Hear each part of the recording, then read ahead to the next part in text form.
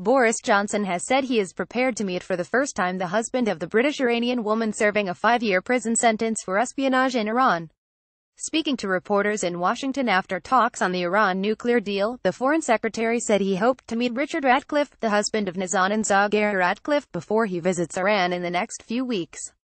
Johnson's comments came as Iran's state-run TV insisted on using an earlier statement by him about Zaghari Ratcliffe on Wednesday evening.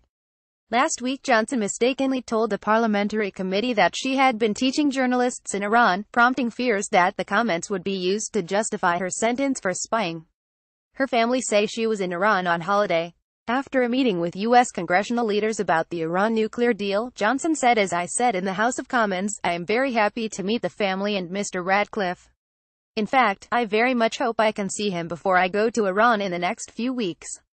On Wednesday evening, a news bulletin aired on Iranian television referring to Johnson's comments as evidence that Zaghari Ratcliffe was conducting illegal affairs in Iran, her husband said.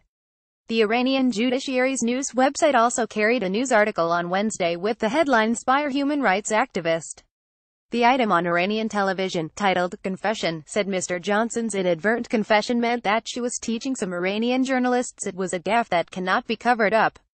The sole sentence uttered from the mouth of the UK Foreign Secretary put the efforts of the British media propaganda in vain.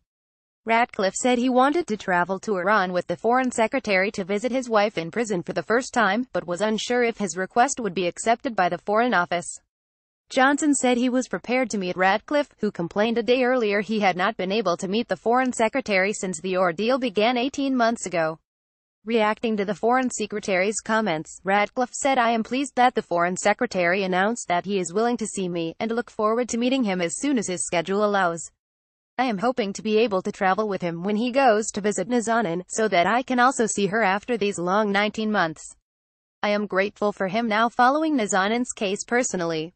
Following the Foreign Secretary's phone call with Foreign Minister Mohammad Zarif, Nazanin was on the evening TV news in Iran. She was also on the front page of some of the Iranian newspapers. They repeated the earlier mistakes, quoting the Foreign Secretary as saying she was in fact working in Iran, but also noted that Foreign Minister Zarif had called the judiciary to ask for Nazanin's release. He added, "It remains important that the British Embassy issues a statement in Farsi to the media in Iran to put an end to these official distortions. But the new focus on Nazanin's injustice is a good thing. For too long her story has been kept in the shadows.